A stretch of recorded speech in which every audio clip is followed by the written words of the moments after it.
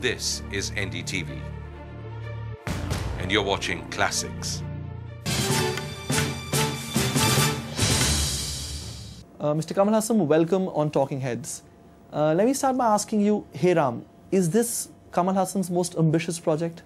That's what I would believe when I start a project. And then sometimes the project, after it's released, then you say, well, I'll make a better film next time. Then there are some films which you walk in knowing it's going to be good, and then it grows. Hey Ram is one such film where after the first few days on the sets, you knew that you were in for various kinds of reactions for this film. Good, bad, and mostly exceptional one from the audience. That you get a gut level feeling. Mr. Kamal Hassan, is Hey Ram an attempt to demystify Gandhi? I mean, apart from demystification, which has happened in my life, I mean, icon bashing is an international sport which everyone indulges in when they are young, and yet to attain an ideology or accept anything at all. So I'm no exception. So like all maverick Indian youth, I was a Gandhi basher. You have to say something against what is revered, then you get what do you call a reflective halo around your head. So reflected halo, as I call it. So I think it's quite a silly state of mind. I've been through that. And then you outgrow and forgive these icons, or they become your heroes. He ceases to be an icon anymore. He has now become a model out of which we'll have to, a mold out of which we have to make many more now.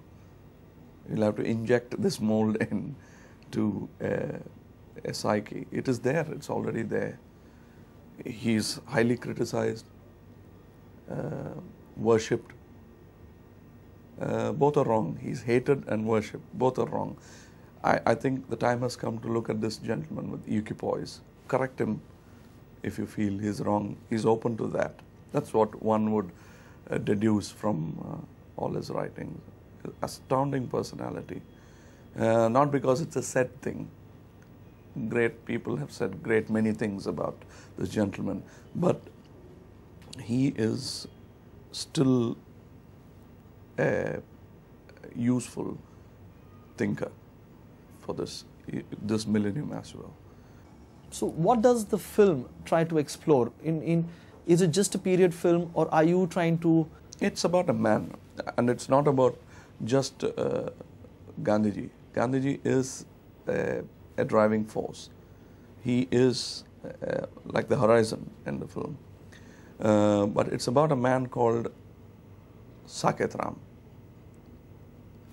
His travel through India of that time. And I chose him from a community which I was born in, though I don't practice all the rituals and religions that they indulge in. But I chose that community intentionally so that I will be as honest as possible, root onwards. And that's where I've taken the protagonist of this film is a Tamilian Brahmin, even in the Hindi version. It's owning up the country as mine. It's asking the rest of the country to own up the rest of the country. So have you tried to say something through the film? Yes, whatever I thought is best said at this moment. And what is that? I think the film would say it. Nothing is actually said. I feel a bit like a postman, but most of the things are said. It's nothing, and if you say it, it's like certain great messages should not be vulgarly said. It has to be left subcutaneous, like love. You keep saying it, it loses its...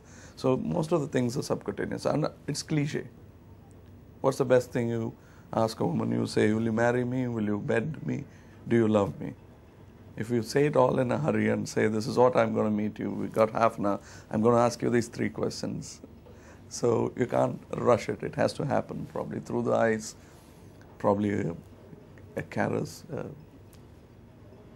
a stutter, anything. Do you also feel that, you know, Hey Ram is an attempt to internationalize Indian cinema because it has been made keeping the international market in mind?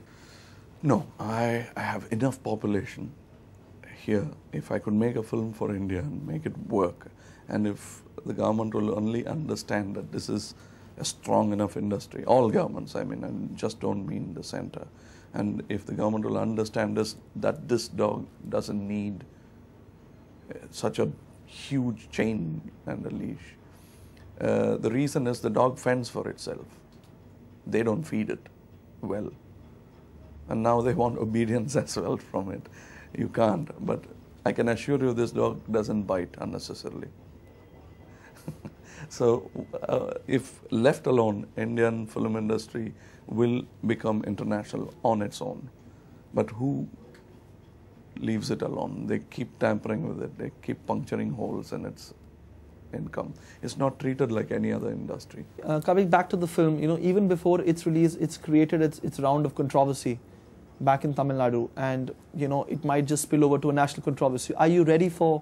Yes, because I know what the film is, and even those who started the controversy have sheepishly backed out now because they know what they said is not a criticism at all.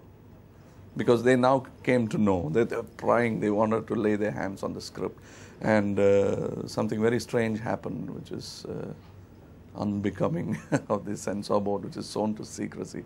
Some of the members ran up to the press and released the whole story and what are the shots that they cut. They wanted to say, we did our job kind of thing, but it's unethical thing to do. That was done, that unethical thing sort of cleared the air a bit, but it is still an unethical thing to do for a censor board to go on like that. They have asked me for a letter. They said we'll have an inquiry. An inquiry will only bring up a culprit, but the crime was committed against my film. So in a way, these things have been happening, and I think it'll more pleasant controversy and better solutions will come out of this film.